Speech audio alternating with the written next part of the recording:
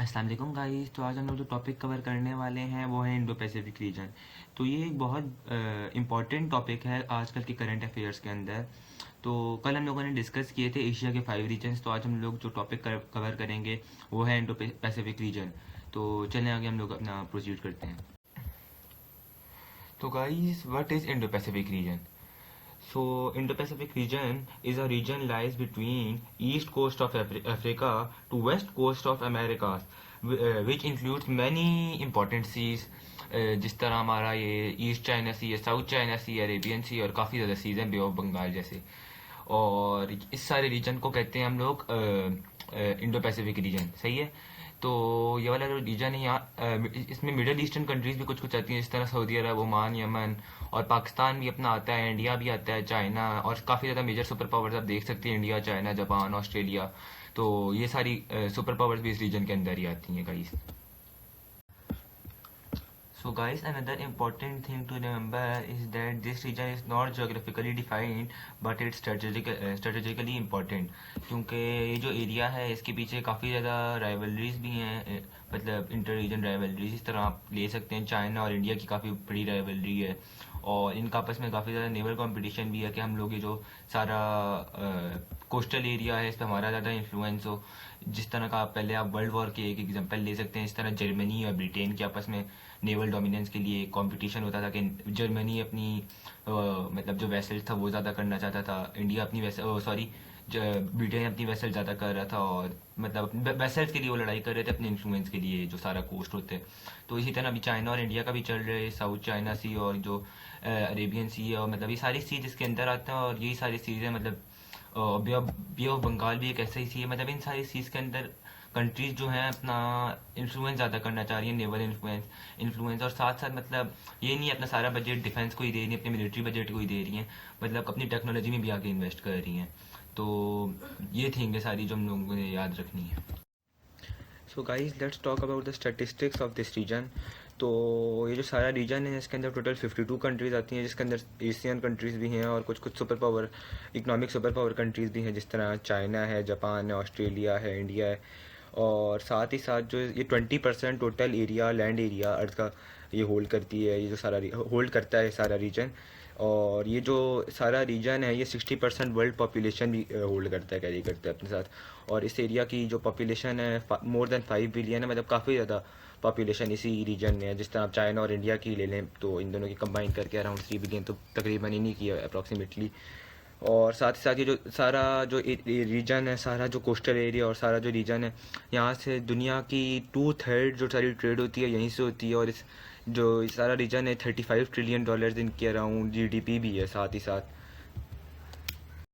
Guys, ये area world की 60% world GDP भी होल्ड करता है, और आपको मैंने जिस तरह बताया $35 ट्रिलियन जिसकी जीडीपी है। और ये एरिया के अंदर नेचुरल रिसोर्सेज भी काफ़ी ज़्यादा हैं, और ये एरिया के अंदर मिनरल्स भी काफ़ी ज़्यादा हैं। जिस तरह ये जो नेचुरल गैस होती है, ये भी जो सारा इसका वाटर है उसके अंदर काफ़ी ज़्यादा है नेचुरल गैस भी। और ये सारे फैक्ट्स हैं, ये हम लोग बाद में अभी अपने कवर करते हैं। तो अभी मैं आपको इस सारी रीजन के अंदर चाइना की और अमेरिका की जो इनकी इन्फ्लुएंस है उसके बारे में हम लोग आगे डिस्कस करते हैं। तो गाइस, चाइना इस रीजन पे अपना इन्फ्लुएंस काफ़ी ज़्यादा ग्रो करना चाहता है, और चाइना के अकॉर्डिंग वो 2030 तक इस रीजन के अंदर उनकी 480 वेसल्स होंगी, जो अभी शायद 350 वेसल्स हैं, और उन्होंने 325 या 350 वेसल्स हैं। तो अभी उन्होंने इतना ज़्यादा ग्रो करना है 2030 तक इस रीजन के अंदर अपना इन्फ्लुएंस के, उन्होंने कहा है कि हम लोग इस रीजन में 2030 तक अपनी 480 वेसल्स रखेंगे। और साथ ही साथ उन्होंने यहाँ पे काफ़ी ज़्यादा जो पोर्ट्स हैं, जिस तरह हमारे यहाँ पे गवादर पोर्ट है, और श्रीलंका का एक पोर्ट है, जजीपाटू पोर्ट है। तो ये सारे पोर्ट्स हैं, इन्होंने भी अपना इन्फ्लुएंस काफ़ी ज़्यादा ग्रो किया है, क्योंकि इन जो सारे पोर्ट्स हैं इनके थ्रू वो मतलब काफ़ी, अगर कोई आगे जाके कोई इनका नेवल टाइप का कोई आगे जाके इनका कॉन्फ्लिक्ट होता है इंडिया के साथ, या और किसी जापान, यूके, यूके नहीं, जापान या ऑस्ट्रेलिया और साउथ कोरिया, ऐसे किसी कंट्री के साथ, तो आगे जाके इनको थोड़ा उस चीज़ में फेवर मिले। तो ये चीज़ है, इस वजह से चाइना अपना इन्फ्लुएंस रीजन में काफ़ी ग्रो करना चाह रहे हैं। तो गाइस, जो चाइना अपना इन्फ्लुएंस बढ़ाने के लिए एक और चीज़ करता है वो उनका एक बहुत इंपॉर्टेंट चीज़ है, हैनियन मिलिशिया। तो उनसे उनको उनसे उस चीज़ से उनको प्लॉजिबल डेन्यूबिलिटी मिलती है। तो ये चीज़ है कि इससे भी चाइना का इन्फ्लुएंस काफ़ी ज़्यादा होता है, और इसमें उनको अपनी मिलिट्री भी यूज़ करने की ज़रूरत नहीं है, वो पीपल्स के थ्रू मतलब काफ़ी कुछ करवा सकते हैं इस हेनियन मिलिशिया के थ्रू। तो ये चीज़ आ गया, चले हम लोग डिस्कस करते हैं। चाइना का हम लोगों ने डिस्कस कर लिया जो मेजर मेजर था, क्योंकि हम लोगों को वीडियो इतनी जल्दी एंड करनी है। तो चले आगे हम लोग यूएस का डिस्कस करते हैं, यूएस का इन्फ्लुएंस ऑन दिस रीजन, और इंडिया का भी उसे यूएस के साथ ही हम लोग डिस्कस कर लेंगे कि इस रीजन में इंडिया यूएस रिलेशन बहुत इंपॉर्टेंट हुआ, हम लोग आगे किसी वीडियो में पढ़ लेंगे गाइस। तो गाइस जो अभी हम लोग डिस्कस करेंगे इसके बाद वो है यूनाइटेड स्टेट्स और इंडिया का इन्फ्लुएंस इंडो पैसिफिक रीजन पे। तो यूनाइटेड स्टेट्स और इंडिया का आपस में जो रिलेशंस हैं वो तो काफ़ी अच्छे हैं। काउंटर टेररिज्म और डिफेंस टाइज भी इनके काफ़ी अच्छे हैं, और इन दोनों के आपस में मिलिट्री अलाइंसेस भी काफ़ी ज़्यादा बनी हुई हैं। और ये इंडो पैसिफिक रीजन को सिक्योर करने के लिए जो इनके सारे आपस में काफ़ी ज़्यादा एग्रीमेंट्स हैं वो भी काफ़ी ज़्यादा हैं, क्योंकि चाइना के अगेंस्ट नहीं है ये दोनों, और ये दोनों डेमोक्रेसी सपोर्ट करते हैं, कम्युनिज्म नहीं सपोर्ट करते चाइना की तरह। तो एक ये बात भी है। और जो यूनाइटेड स्टेट्स है वो भी अपनी यहाँ पे बेसिस बनाता रहता है, और यूनाइटेड स्टेट्स की जो नेवल वेसल्स हैं वो भी यहाँ पे इस रीजन के अंदर रहती हैं। और अगर हम लोग साथ साथ बात करें तो अगर हम लोग इसको थोड़ा पॉइंट्स में करके डिस्कस करें ताकि आप लोगों को ये आगे समझ आए, तो सबसे पहले हम लोग इसको फर्स्ट ऑफ ऑल ये देखेंगे वो आपस में एक स्ट्रेटेजिक पार्टनर्स हैं इस एरिया के। मतलब यूनाइटेड स्टेट्स और इंडिया के आपस में रिलेशन अच्छे हैं काफ़ी ज़्यादा, और इंडिया चाइना के आपस में रिलेशन अच्छे नहीं हैं। तो यूनाइटेड स्टेट्स और इंडिया मिलके और चाइना के अगेंस्ट जाते हैं इस रीजन के अंदर, सही है। फर्स्ट ऑफ ऑल ये चीज़ और military presence of United states and India.